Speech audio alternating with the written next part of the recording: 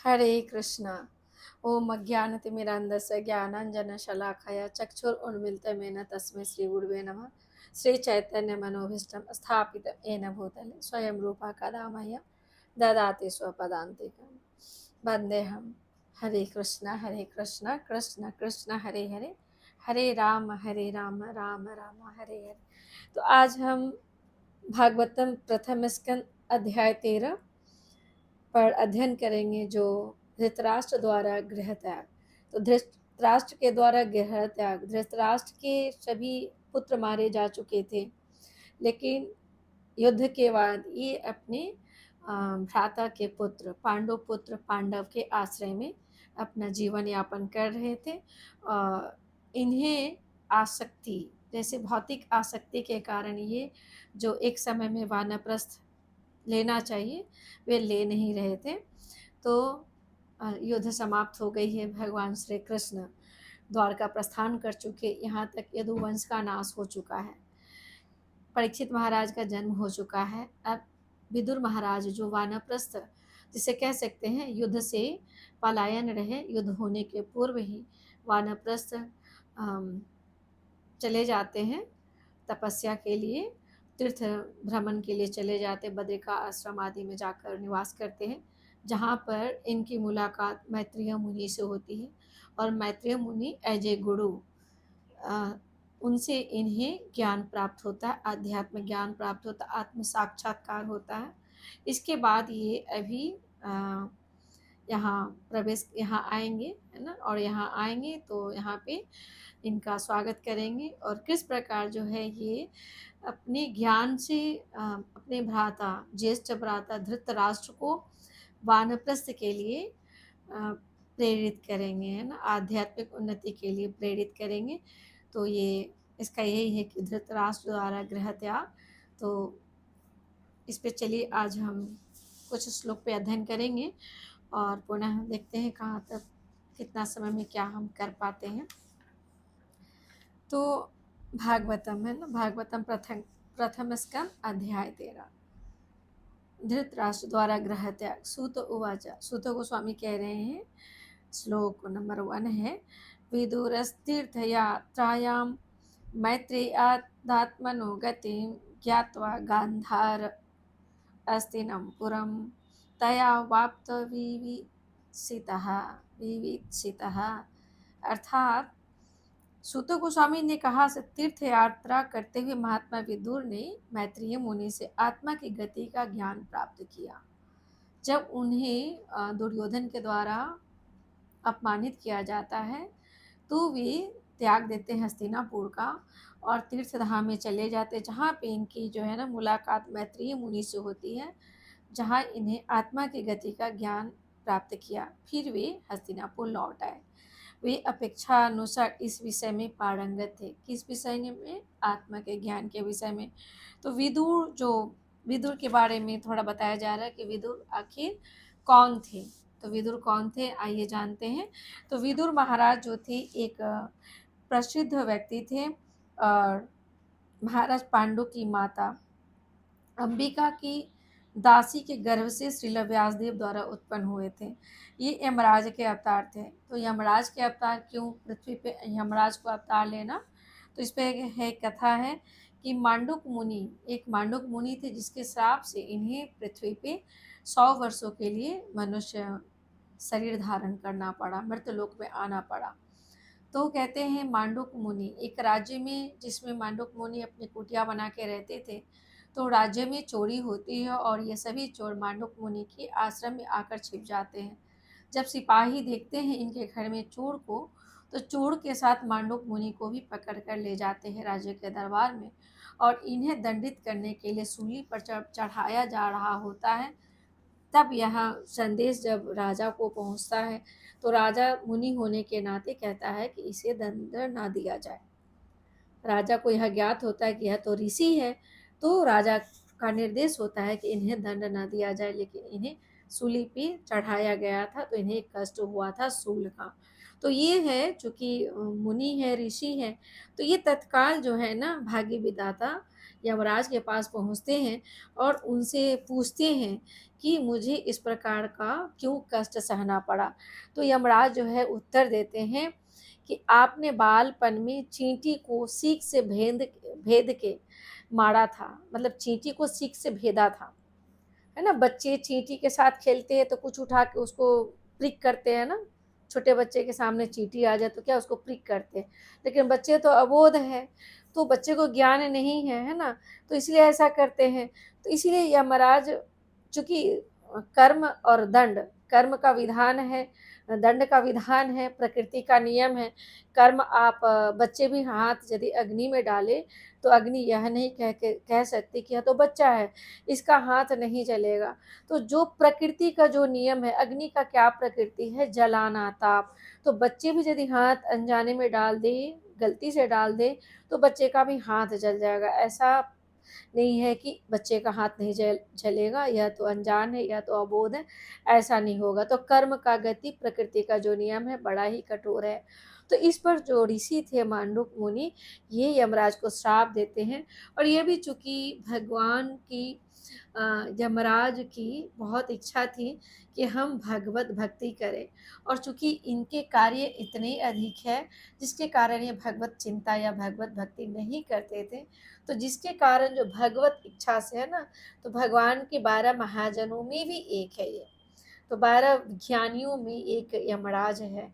तो इन्हें जो है भगवत इच्छा से ही यह सब घटनाएं होती हैं और श्रापित होते हैं कि तुम 100 वर्ष तक जाकर पृथ्वी लोक पे शूद्र के गर्भ से जन्म लो। तो इस प्रकार जो है ना शूद्र, माता शूद्र से ये जन्म लेते हैं। तो इस प्रकार है ना। तो यहाँ पर है, तो शूद्र पद इन्हें जो है शूद्र भ्राता थे, लेकिन भीष्मदेव ने कुरुवंश के इस शूद्र पुत्र के साथ अन्य भतीजों के समान ही व्यवहार किया था। भीष्मदेव के भतीजा थे। तो कालांतर में महात्मा विदुर का विवाह एक ऐसी कन्या से हुआ जो ब्राह्मण के द्वारा शूद्रानी के गर्भ से जन्म हुई थी। तो महात्मा विदुर जो जिनकी जो इनकी पत्नी थी, क्या नाम है, विदुरानी की जो पत्नी थी, तो ये जो थी ना, ये ब्राह्मण के द्वारा शूद्रानी के गर्भ से जन्म ली थी। तो इनसे इनका विवाह होता है। और महात्मा विदुर अपने भीष्मदेव के भाई की संपत्ति के उत्तराधिकारी नहीं हुए, लेकिन महात्मा विदुर के बड़े भाई धृतराष्ट्र ने इन्हें पर्याप्त राजकीय संपत्ति प्रदान की थी। और महात्मा विदुर अपने भाई के प्रति क्या है, अत्यंत अनुरक्त था। तो इस प्रकार जो है कुरुक्षेत्र के भ्रातृ युद्ध में महात्मा विदुर ने बारंबार अपने भाई से अनुनय विनय किया था कि पांडवों के साथ न्याय करे, राज्य का 2 भाग करे, एक भाग कौरव को दे दे और अपने पुत्र को दे, और दूसरा भाग पांडव पुत्रों को दे दे। लेकिन इनका जो है दुर्योधन के प्रति धृतराष्ट्र इतने आसक्त थे, पुत्र मोह इतनी प्रबल थी कि अपने भाई का कोई बात नहीं मानते, इवन दुर्योधन द्वारा अपना अपमानित होते, और ये क्या, राज्य का त्याग कर वानप्रस्थ चले जाते, तीर्थ यात्रा में चले जाते। अगले श्लोक का अर्थ है कि इसके विविध प्रश्न पूछने के उपरांत भगवान श्री कृष्ण के दिव्य प्रेम में सेवा में स्थिर हो चुकने पर महात्मा विदुर ने मैत्रेय मुनि से प्रश्न पूछना बंद कर दिया। तो जब ये वन में जाते हैं तो विदुर मैत्रेय मुनि से मुलाकात होती है और विभिन्न प्रकार के प्रश्न पूछते हैं। तो जब हम कभी गुरु के शरण में आए तो गुरु से हमें जो है ना प्रश्न पूछने चाहिए। तद्बुद्धि प्रणिपाते न पड़ी प्रश्न न सेवया। लेकिन प्रश्न हमें वैसे पूछने चाहिए जो परम सत्य की ओर हमें ले जाए, है ना, आध्यात्म उन्नति की ओर ले जाए, भौतिक उन्नति की ओर नहीं, है ना। तो गुरु से हमें ऐसे प्रश्न करने चाहिए। लेकिन अभी क्या हुआ, विदुर महाराज स्वयं जब बुद्ध हो गए, कहने का मतलब, तो ये उनसे प्रश्न करना पूछना बंद कर दिए और श्री कृष्ण की, भगवान की प्रेममयी सेवा में लगे गए, है ना। तो यदि अंतिम लक्ष्य मनुष्य का, तो यही है भगवान कृष्ण को प्राप्त करना। तो ये है ना भौतिक कार्यकलापों में, है ना। किंतु यदि अंतिम लक्ष्य यदि प्राप्त किसी को नहीं होता है तो वही भौतिक कार्यकलापों में अंत समय तक लगा रहता है ना। जिस प्रकार परोपकारी परमार्थ कार्य में अब स्वयं को लगा देता है। फिर भी क्या है, यह सब करने से भी क्या है ना, संतोष परम शांति प्राप्त नहीं हो सकते जब तक कृष्ण प्राप्त ना हो। तो भागवत गीता में भी इसकी पुष्टि हुई है। तो हमें अनेक शास्त्रों में गुरु की बड़ी महिमा बताई गई है। हनुमान चालीसा हम पढ़ते हैं, वहाँ भी पहला ही लाइन कहाँ से शुरू होता है, श्री गुरु चरण सरोज रज निज मन मुकुर सुधार, वरनो रघुवर बिमल जस जो दायक फल चार। अर्थात क्या, हमें जब तक गुरु के शरणागत नहीं हो, गुरु के चरण का रज हम नहीं, चरणों का रज लेते, तब तक हमारी बुद्धि विमल नहीं होती। और जब तक बुद्धि विमल नहीं होती तब तक क्या है, हमारे हरहु कलेश विकार, हमारे क्लेश विकार नहीं नष्ट होते। तो हमारे क्लेश विकार तभी नष्ट होंगे, हमारी बुद्धि विमल तभी होगी जब श्री गुरु चरण सरोज रज, है ना। तो गुरु के चरण के रज को है अपने मस्तक पे धारण करना चाहिए। निज मन मुकुर सुधार, तो चरण रज से अपनी जो है ना चेतना, निज मन मुकुर सुधार, तो अपनी चेतना को शुद्ध करना चाहिए। तभी क्या है, हमें आत्मज्ञान आत्म उन्नति प्राप्त होती है। क्योंकि देखिए, भगवान भी जब अवतरित हुए हैं, राम आए, कृष्ण आए, चैतन्य महाप्रभु आए, इनके भी गुरु थे, है ना। गर्गाचार्य, वशिष्ठ मुनि, तो आदि इनके भी गुरु हुए। लेकिन रावण, कंस, शिशुपाल, इनके कौन गुरु थे। और अनेक जितने भी असुर हुए जो अत्यंत बलशाली, हिरण्यकश्यप, बृकासुर आदि, तो ये अत्यंत अपनी योग्यता पे, है ना, अपने योग्यता पे अत्यधिक शक्तिशाली बने, प्रभावशाली बने, वैभवशाली बने, ऐश्वर्यपूर्ण बने। लेकिन इनके जीवन में कोई गुरु नहीं थे। तो इनके जीवन में जब गुरु नहीं थे तो फिर कृष्णा कहाँ से आएंगे। और जो कृष्णा नहीं है तो फिर इनकी गति आप सब जानते हैं, हम सब जानते हैं कि इनकी गति कैसी हुई। इतने प्रभावशाली, इतने शक्तिशाली, इतने ज्ञानवान, प्रबुद्ध होने के बावजूद भी इनकी गति क्या हुई, हम सब जानते हैं। और वही देखिए सुदामा, है ना, सुदामा, पांडु महाराज, द्रौपदी महारानी और कुंती महारानी, तो ये सब भगवान इनके जीवन में, है ना, क्योंकि इनके गुरु थे, है ना। तो भगवान की तो बात अलग, भगवान के अतिरिक्त द्रौपदी, कुंती महारानी, पांडु, तो ये सब कितने ज्ञानवान हुए, कितने मतलब भगवान के शुद्ध भक्त बने, है ना। तो इस प्रकार जो है जीवन में गुरु का बहुत ही महत्व है, तो इनसे हमें सीखना चाहिए। और आगे पुनः कहा जा रहा है अगले श्लोक में कि जब देखा कि महात्मा विदुर महाराज लौटे हैं, तो महाराज जो है युधिष्ठिर, उनके छोटे भाई महाराज धृतराज, सात्विक, संजय, कृपाचार्य, कुंती, गांधारी, द्रौपदी, सुभद्रा, उत्तरा, कृपि, कृपि कौन थी, द्रोणाचार्य की पत्नी थी, कौरवों की अन्य पत्नियां अपने अपने बच्चों के साथ, स्त्रियों सहित जो है ना सभी जो है ना हर्षित होकर तेजी से उनके ओर बढ़ती है और उनका स्वागत करती है ना। तो अब संक्षेप में थोड़ा थोड़ा सबका हम वर्णन देखेंगे। गांधारी, कुंती, द्रौपदी, सुभद्रा, उत्तरा, कृपि। तो कृपि तो कृपाचार्य की पत्नी थी, अश्वत्थामा की माँ थी, गुरु माँ थी वह। क्योंकि कृपाचार्य कौन थे, पांडवों के गुरु थे, है ना। तो गांधारी के विषय में थोड़ा जानेंगे। गांधारी भी इतिहास की एक सती महिला थी। वे गांधार के राजा काबुल का गांधार ना महाराज सुबल की कन्या थी। अब जो काबुल है ना, अब जो काबुल है वहाँ गांधार जो अ, महाभारत में वर्णन है, वह स्थान अभी काबुल के नाम से जाना जाता है। तो उसी काबुल के कंदाहार, गांधार, कंदाहार, तो गांधार के महाराज सुबल की कन्या थी। कौमार अवस्था में ही शिव की आराधना की थी, जैसे प्राय हिंदू कुमारियाँ अच्छे पति प्राप्त करने के लिए शिव की आराधना करती हैं। तो गांधारी ने शिव को प्रसन्न किया था, तो शिव ने उन्हें 100 पुत्र होने का वरदान दिया था। और महाराज धृतराष्ट्र से जब उनकी सगाई हुई, तो जब उन्हें ज्ञात होता है कि महाराज धृतराष्ट्र अंधे हैं, तो वे भी अपने आँखों पे अनेक लेयर का रेशम की पट्टी बांध लेती हैं, और वे भी आजीवन जो है ना अंधा मतलब कि दृष्टिहीन रहने का पतिव्रत का धर्म निभाती हैं, है ना। तो इस प्रकार जो है अ, तो अपने बड़े भाई शकुनी के मार्गदर्शन में उनका विवाह हुआ, और कहते हैं उस समय की सर्वाधिक सुंदर कन्या थी गांधारी, और स्त्रियोचित जो गुण होने चाहिए सभी गुणों से युक्त थी। कौरव दरबार में सभी उनका स्वागत करते थे, आदर करते थे, सभी सद्गुणों के होते हुए भी। हरे कृष्ण।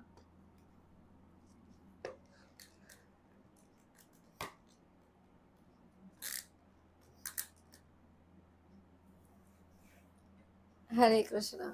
तो कहते हैं सभी सद्गुणों के होते हुए भी उनमें स्त्री सुलभ सहज दुर्बलताएं थी। तो स्त्री सुलभ सहज दुर्बलताएं क्या होती, स्त्रियों को न थोड़ा द्वेष होता है ना, द्वेष की भावना स्त्रियों में रहती है प्राय, है ना। तो ये थोड़ा सा कहते हैं कि स्त्री गुण के कारण है। तो जब कुंती महारानी को पहले संतान उत्पन्न हो जाते हैं, तो उन दोनों ही गर्भवती होती, कुंती और गांधारी दोनों ही गर्भवती होती हैं, लेकिन कुंती महारानी को पहले जो है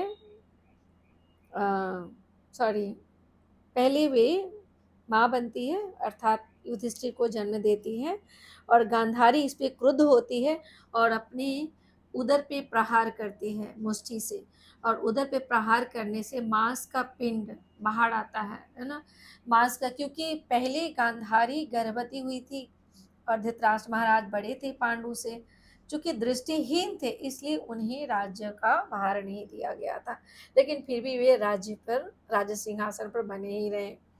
तो कहते हैं मांस का जो एक पिंड जन्म दिया, तो कहते हैं कि व्यासदेव की भी भक्त थी, कौन, गांधारी।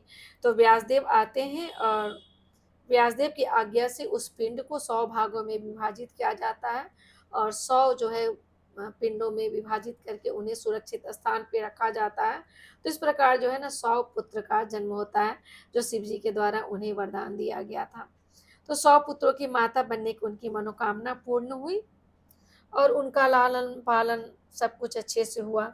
और कुरुक्षेत्र का युद्ध का षड्यंत्र जब चल रहा था ना, तो उस समय भी कहती है कि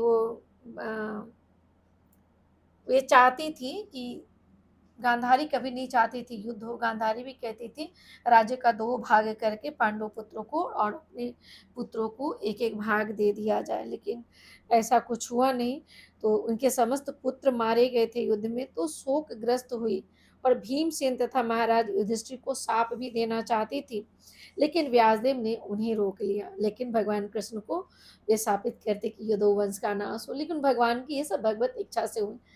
एक भी कोई भी कुछ भी हो रहा है ना, तो हर एक चीज हमें यह जानना चाहिए कि सब कुछ सारी क्रियाएं प्रतिक्रियाएं भगवत इच्छा से हो रही है। तो भगवान श्री कृष्ण को समक्ष जो है ना, उनके समक्ष उनके सारे पुत्रों की मृत्यु हुई थी, तो अत्यंत विलाप है ना कारुणिक था, तो कृष्ण ने उन्हें सांत्वना दी, है ना। और वे कर्ण की मृत्यु से भी दुखी हुई थी माता गांधारी, है ना। तो व्यासदेव ने उन्हें मृत पुत्रों को दिखलाया, जिनके जिनके बाद में क्या है स्वर्ग प्राप्ति होती, क्योंकि कुरुक्षेत्र में मारे गए थे ना, धर्म क्षेत्रे कुरुक्षेत्रे समवेता ओ सब मामका पांडवाश्चैव किम कुर्वन् संजय। अर्थात चूंकि युद्ध धर्म के क्षेत्र में हुई थी, जहाँ पे इनके जो पूर्वज थे राजा कुरु तपस्या किए थे, तपस्या करके भगवान प्रसन्न हुए थे। उस क्षेत्र में कहते हैं जो कुरु राजा थे वे अपने अंग बोए थे, अर्थात वे तपस्या करने के बाद भी भगवान जब प्रकट नहीं होते तो अपने अंग काट के बोए थे जब, तो भगवान प्रकट होते और भगवान से यही वरदान मांगते हैं कि मैं जानता हूँ कि मेरे बाद जो मेरे वंशज आएंगे उनमें युद्ध होगा, तो मैं चाहता हूँ कि ये वो युद्ध इसी क्षेत्र में हो जिससे क्या है वे सब मुक्त हो, है ना, मुक्त हो, अर्थात जन्म मृत्यु के चक्र से छूट जाए। तो ऐसा उनके द्वारा यह वरदान प्राप्त वह भूमि था। तो इस प्रकार जो है कुरुक्षेत्र में, धर्म क्षेत्र में युद्ध हुई थी भगवान श्री कृष्ण की दृष्टि के सामने। तो सब के सब क्या है, मुक्त हुए, स्वर्ग को प्राप्त हुए थे। तो ये जो है ना व्यास देव दर्शन करवाए थे गांधारी को। इसके बाद अंत में उन्हें सांत्वना मिला यह देख के, और लास्ट में गंगा के मुहाने के निकट हिमालय के जंगलों में अपने पति